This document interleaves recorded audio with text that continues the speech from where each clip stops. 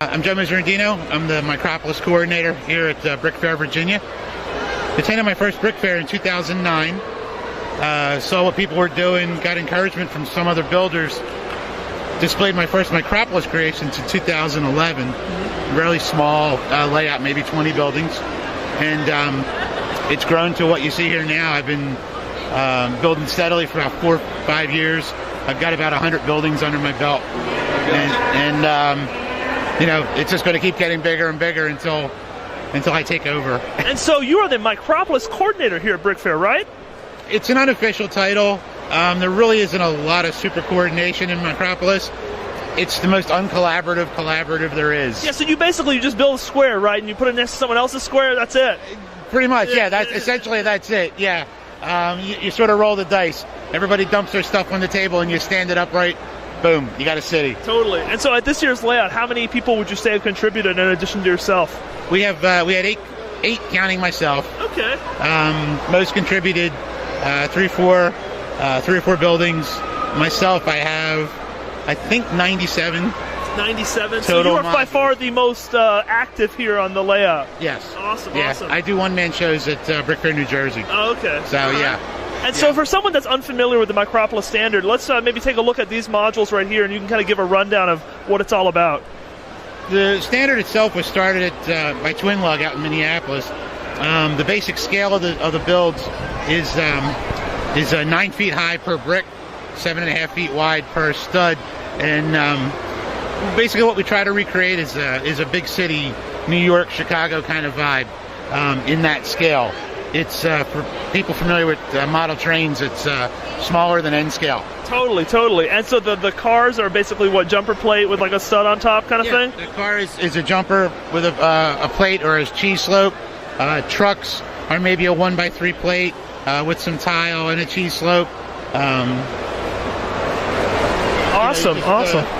We do an elevated rail line, and I mean most of my inspiration, like I say, comes from the big cities on the East Coast and Chicago. Totally. I'm a huge architecture fan, and that's what really drives my creations. Awesome. And so maybe let's do a little bit of a run through of the layout here. Kind of give a little bit of a shout out to some of your favorite buildings as we're passing them. Let's see. Where's John's stuff? John Stevens has a nice build on the other side. We'll do. These 2 builds are done by Denise from Wamalug, and she contributes almost every year. This is a neat build. This is my favorite by her. This is a neat technique, though. This is monorail track. Yeah, doesn't it look like the Aon Center in Chicago almost? A little bit, yeah. But with the monorail track is a clever technique. Yeah. And it's nicely done. It's a little fragile, but it's very nicely done. That ribbed rail kind of look, awesome. Yeah. And then here's the elevated rail line, right?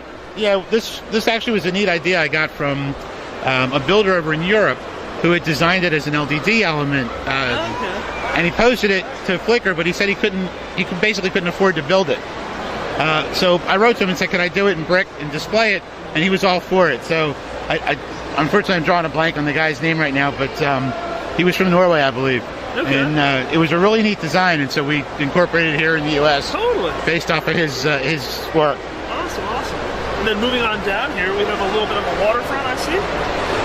This is sort of inspired by the canals in Chicago. Yeah, Chicago River kind of thing, all that kind of stuff. With all the bridges. And I just thought it was a neat effect. Gives a little break to the scenery. Gives a little more viewpoint inside the layout when we're depth of field. Totally. So moving along, we got that's a building by John, neat building by John Stevens. Steebles on Flickr. Yep. The Octan building.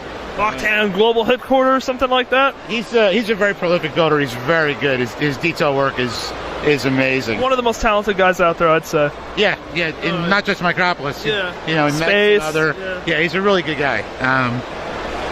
So we have a highway here that this was originally designed by Matt Gibbons down in Sealug, and I kind of pirated his design a little bit.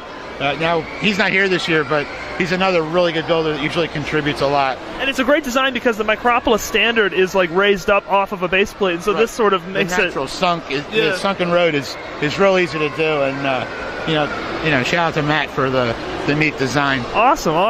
So Adrian Drake was a new contributor this year. Adrian's usually known for like things like the Serenity.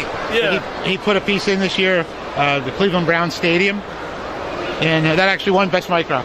That's awesome. So first time. Wow. So. Adrian can't not win an award or something like that. It's a law, I think. And then is this building right here, to me this is eerily reminiscent of Mies van der Rohe's Martin Luther King Jr. Library in Washington, D.C.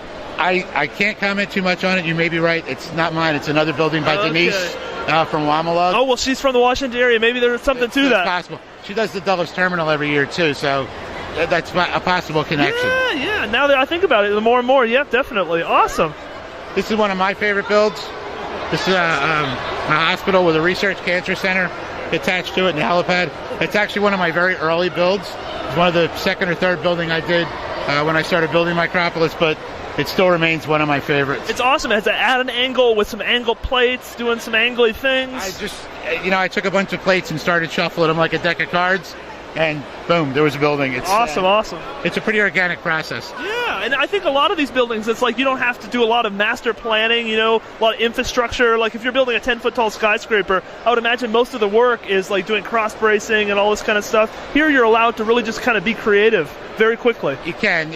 It's a very fast process. Most of my builds really don't take more than 6 to 8 hours start to finish. I don't design or plan anything. Yeah. Nothing's sketched, nothing's drawn. It's all organic. That's awesome. And then coming along here, we have some more buildings.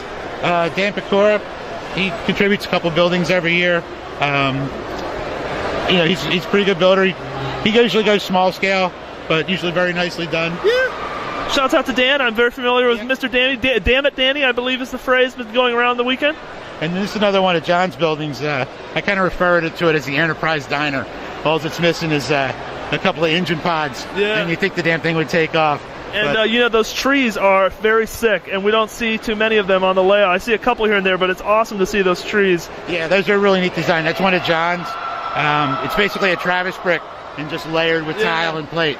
It's a really clever design. It's like a micro lull sphere almost, It's really, it's a good, as I said, John's a good builder. It's a great design. Awesome. Well, wonderful layout. Micropolis is always a pleasure to take a look at, and you're just a wonderful builder, and everyone that's contributed here, just wonderful stuff. Thanks, I appreciate it. All right, thanks, guys.